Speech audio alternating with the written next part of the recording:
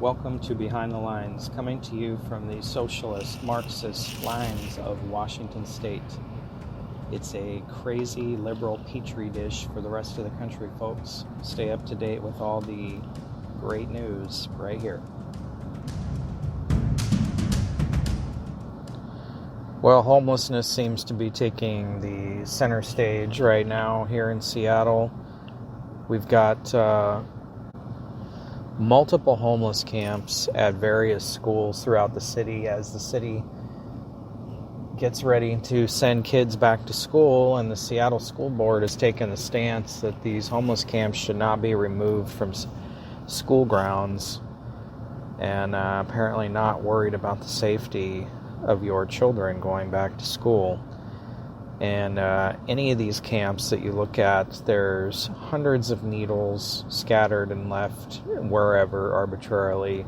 You've got all kinds of criminal and sexual misconduct going on in these camps, and now you're going to expose these children to it every time they go in or out of their school or go out for recess on the playground.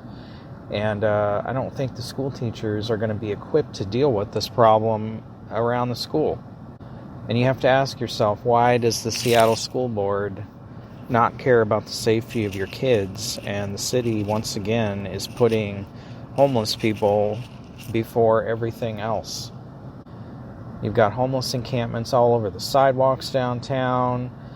You've got the sidewalks blocked so that people just trying to walk downtown can't get around. People in wheelchairs are struggling to get around these tents that are set up everywhere along the sidewalks.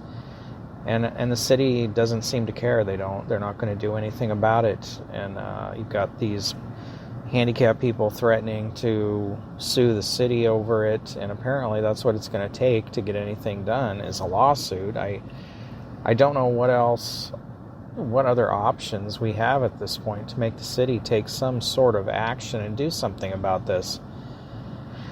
And they're buying these hotels to house homeless in, or renting hotels, and homeless aren't going to go into these hotels. They put all these requirements on them. They force them to be there at a certain time. They can't use drugs, all this stuff. Anytime you look at these camps that get swept and services are offered to the homeless, or they're, offered a place to go stay in a shelter, they always refuse. Always. And the reason is because they don't want to live with those rules. They don't want to be told they can't use drugs, or they have to be in bed at a certain time of night, or whatever. The city's going to have to take a different approach to this. And not to mention, those hotels are going to get absolutely destroyed by these people if anybody does go stay there, because they don't take care of anything.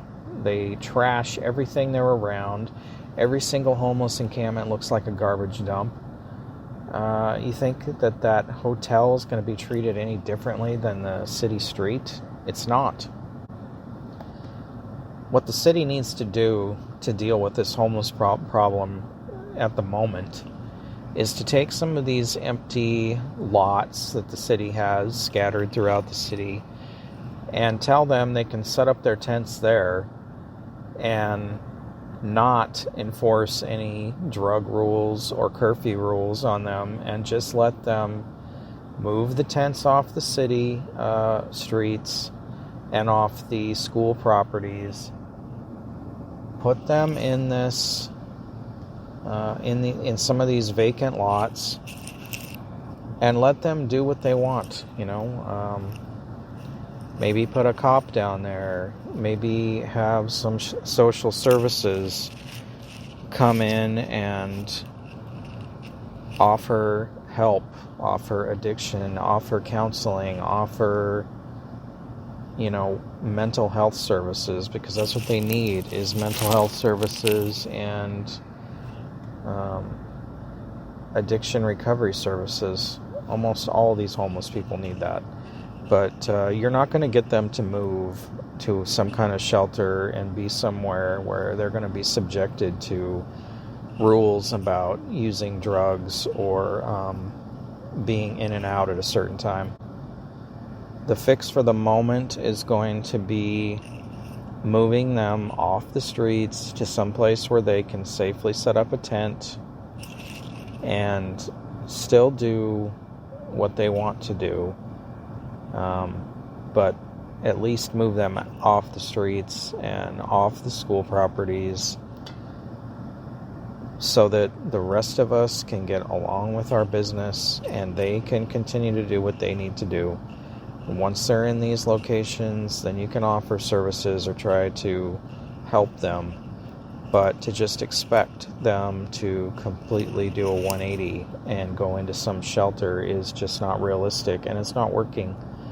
And they're going to have to take a different approach. We're going to have to do something like this in order to solve the problem. The city's going to have to do something about this sooner than later. It's just getting completely out of control, and the methods that they are using and continuing to try to use are not going to work. Obviously, they're not working. Obviously, this would only be a temporary fix, but it's better than what's happening now, and it would get them off the city streets into more centralized locations where help could be offered, and where, they could be monitored medically and everything else. At least the city would have a better idea of what they're looking at, how many people, and what to do next. But they're going to have to do something.